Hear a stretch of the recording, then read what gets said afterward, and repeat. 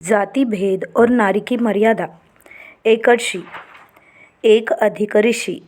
एकर्षि एक प्रकार की अग्नि का नाम है जिस अग्नि को प्राचीन काल के मनुष्य बहुत पवित्र समझा करते थे।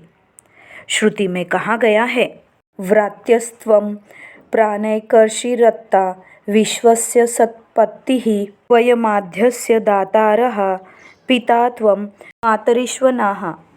अर्थवेद में परम पुरुष के लिए प्राण शब्द का व्यापक प्रयोग देखा जाता है। परमा प्रकृति के लिए रई, रया, रय शब्द विभिन्न रूपों में व्यवहृत हुए हैं। इस श्लोक में कहा गया है, हे प्राण अर्थात हे परम पुरुष, तुम एकर्षि अग्नितुल्य अति उच्च मान की वस्तु हो। पुनः व्रात्य की तरह साधारण से भी साधारण सत्ता हो। यह विश्व चरम काल से तुम में ही ग्रस्त होता है। अता का अर्थ है खादक या भक्षक।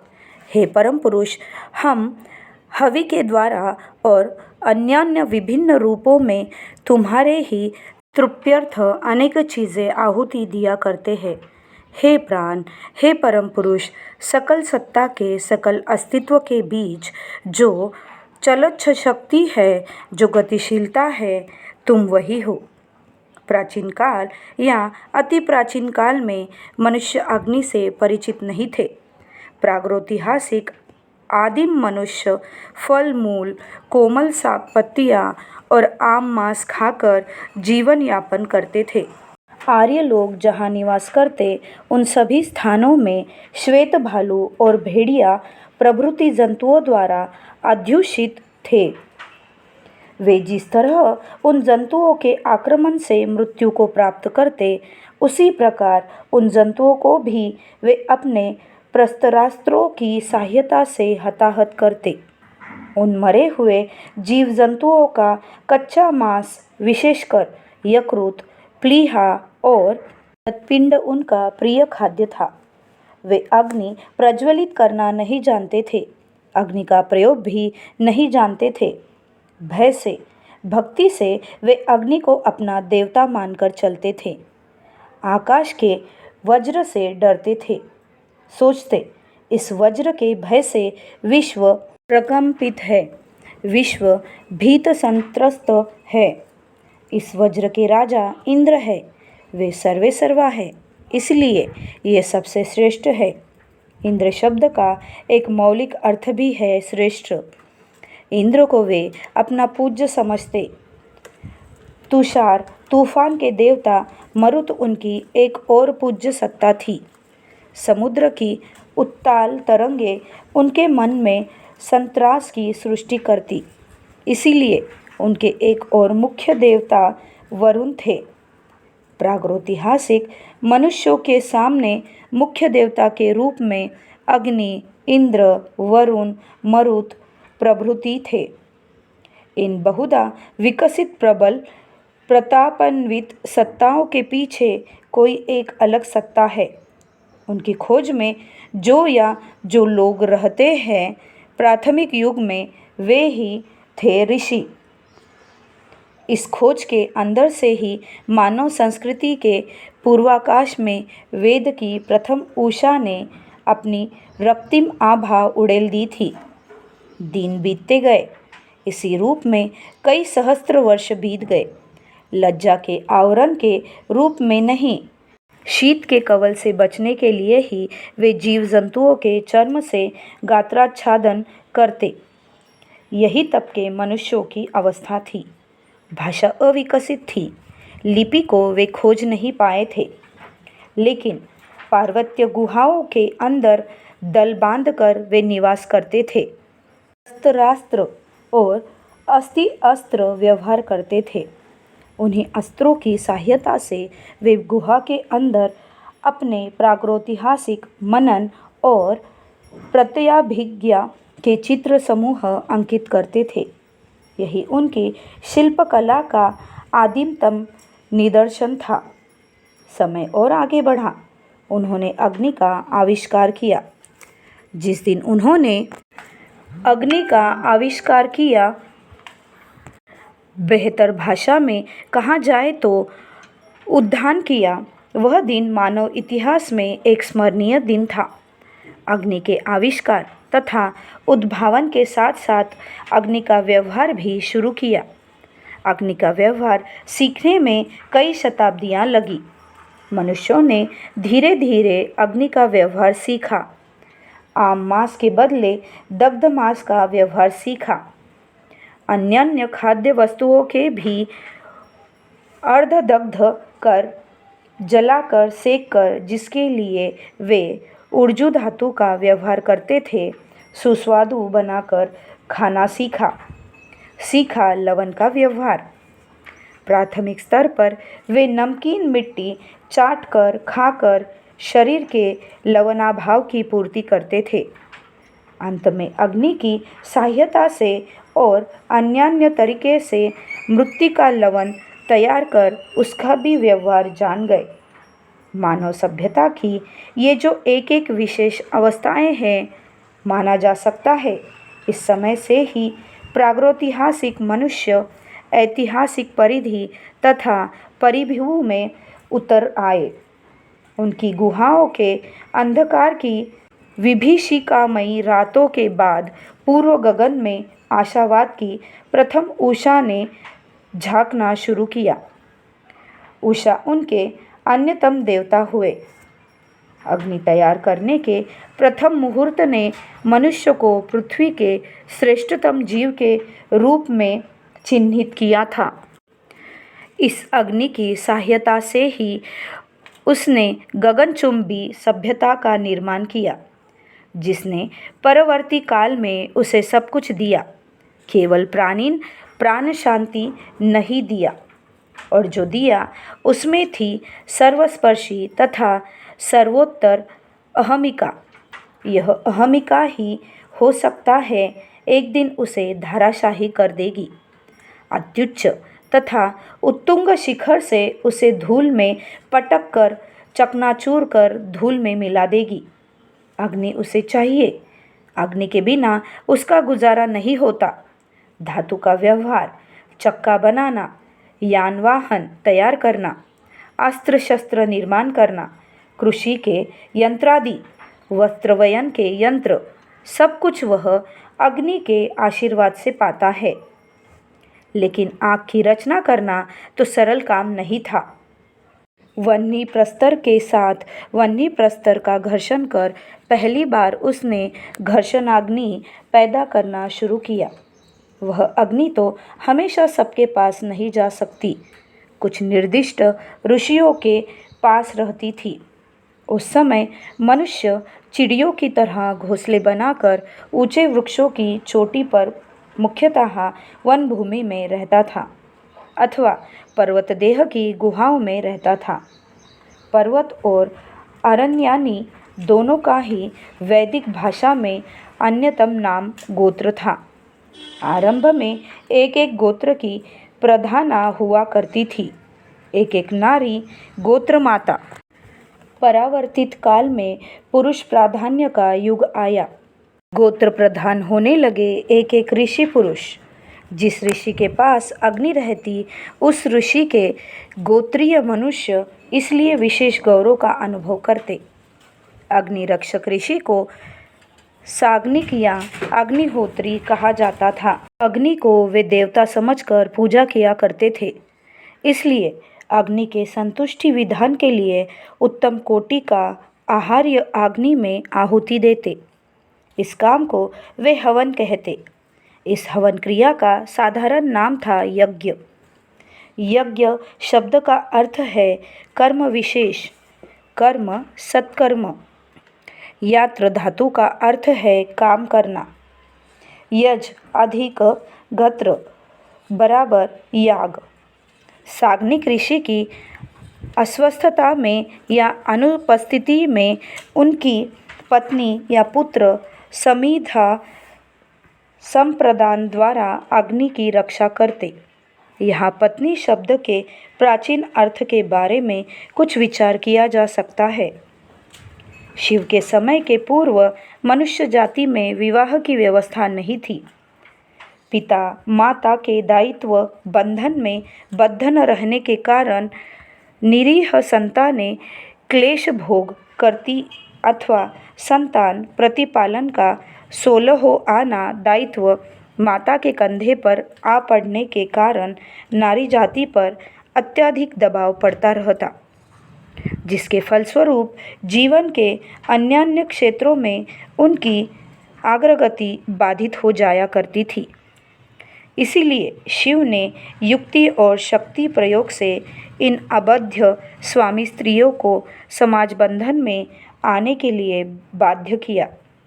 वही विश्व की प्रथम विवाह व्यवस्था थी।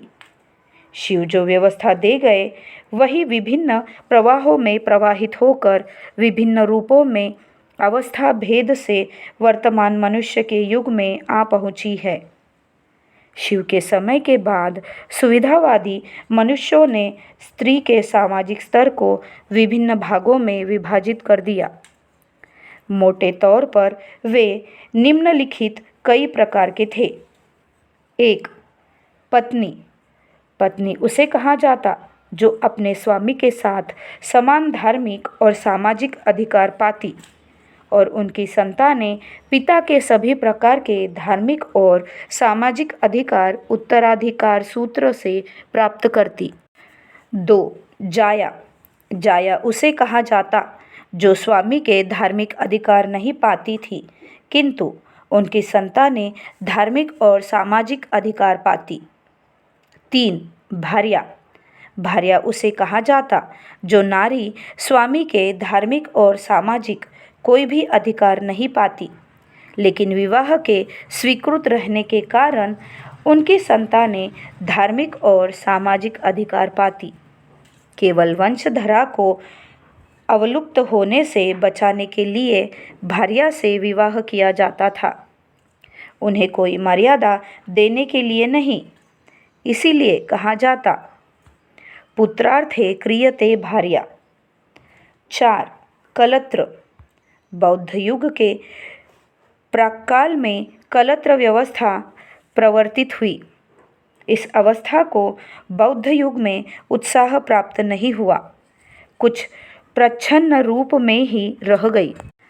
बौद्धोत्तर युग में फिर सिर ऊंचा कर उठी। इस कलत्र व्यवस्था में स्त्री स्वामी के धार्मिक और सामाजिक अधिकार तो पाती ही नहीं थी, उसके पुत्र भी धार्मिक और सामाजिक अधिकार नहीं पाते, लेकिन वे माता का गोत्र वर्ण और सामाजिक अधिकार पाते यदि वह विवाह अनुलोम विधि के अनुसार संगठित होता। जैसे पिता विप्र माता शूद्रा। संतान पिता का वर्ण नहीं पाती, अर्थात विप्र रूप में परिचित नहीं होती। मान ले पिता का गोत्र भारद्वाज है, संतान भारद्वाज गोत्रीय कहकर विवेचित नहीं होती, किंतु माता का वर्ण पाती, अर्थात उसे शूद्र माना जाता।